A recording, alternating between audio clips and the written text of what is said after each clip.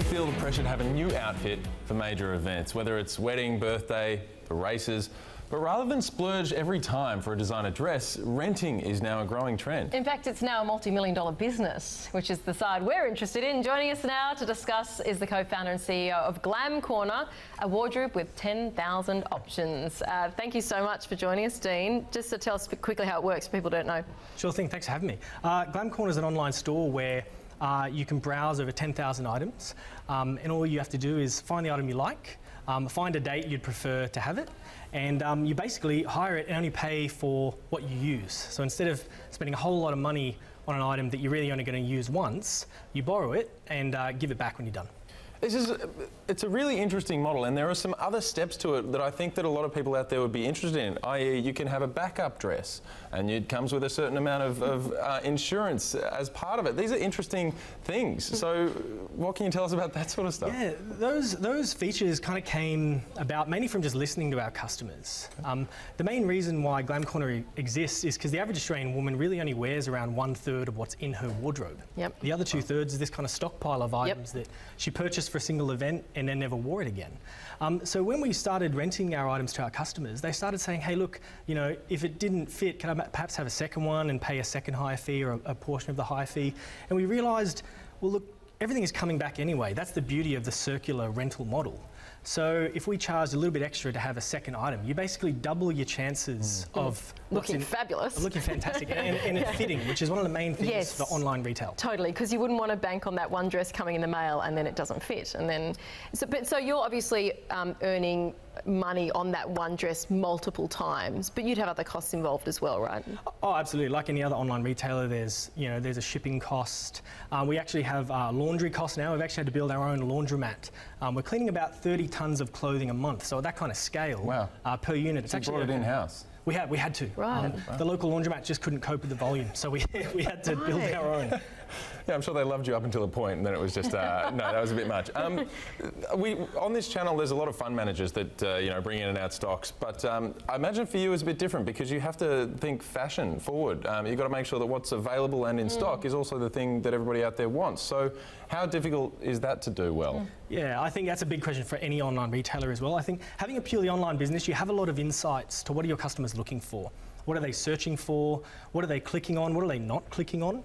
We're also a very data-driven business with years worth of data now. So we're actually starting to use machine learning and artificial intelligence to be able to help our merchandising team not just pick items that are going to be hot this season, but items that can be hot several seasons in a row. Yeah, the classic type outfit, right? Exactly. Yeah. Exactly. We have enough data now to actually show that fashion doesn't fade as quickly as people think it does. Actually, there's a lot of styles that we have in stock that have been popular 3 years in a row.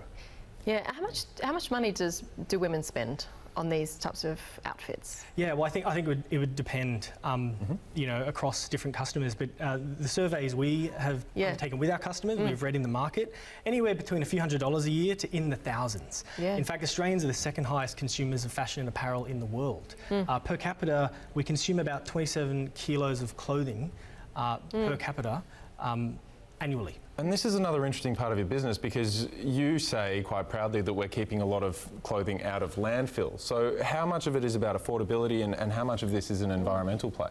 Yeah, quite a bit. I think our business started by solving the main problem for our customers, standing in front of a wardrobe full of clothes and having nothing to wear. What's interesting though is so many of them report after using our service for a couple of months or even a couple of years that their wardrobes are shrinking, because they're not so jam-packed full of items that they've paid all this money for but haven't gotten full value for. So it's really started to strike a nerve, particularly with the sustainable fashion consumer, where basically if one item is shared amongst 20 different people, the amount of clothing that actually needs to be produced to satisfy that same amount of demand is reduced by an order of magnitude. And the fashion industry being the second highest polluting industry on the planet, fashion rental is a really big way to help reduce that footprint.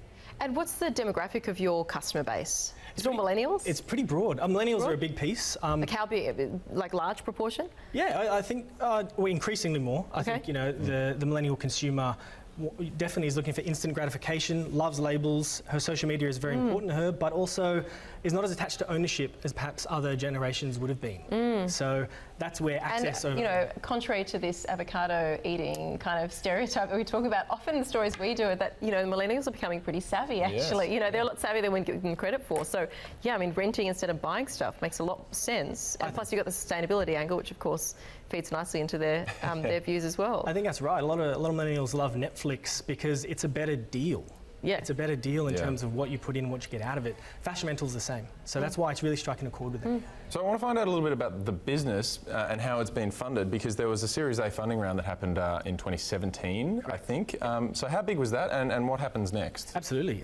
So that was a $4.2 million Series A. Okay.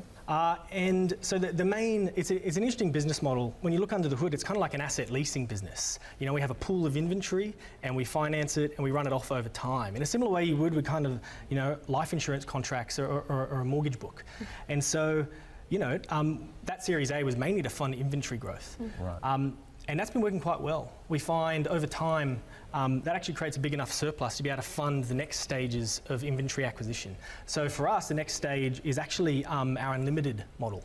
We've introduced, it's still been in trial for about 6 months, but we've just introduced to the market what we're calling GC Premium, which is it's a subscription clothing box option. It's actually the first in Australia, where our customers can sign up for a fixed amount per month, kind of like Netflix. Like I was just going to say, it's exactly the example you gave. It's Netflix for your wardrobe. Right. And you can stream your wardrobe on demand and have unlimited access to our wardrobe. That's amazing. So unlimited per month, as many outfits as you want. 3 items at a time. 3 items. And as soon as you're done with those 3, you send them back and you can get the next 3. That was literally like the original Netflix mail-out model. Remember? Remember when the discs, the CDs, I mean the DVDs came to the mailbox, and so it's like that, right? Exactly. Amazing. And so the future of that is also make sure we keep funding that, because supply is actually becoming our challenge there, not demand. Just finally, what's your sense on how you're viewed by designers and big retailers? Do they hate you and what you're doing here? Absolutely not. Especially the local labels, they love us. We're giving access to their brand to a segment of the market that aspires to wear their brand, but has perhaps been addicted to low-cost fast fashion for quite some time. A lot of the local labels have been hemorrhaging customers to the big H&Ms and Zaras of the world, so that when they come across us, we basically make their label and their quality product accessible at a fast fashion price point. But without the kind of environmental overhang. So good to learn a bit about your business. Dean Jones, co-founder and CEO of Glam Corner. Thank you so much for coming on the program. Thank you. Thanks, guys. Appreciate it.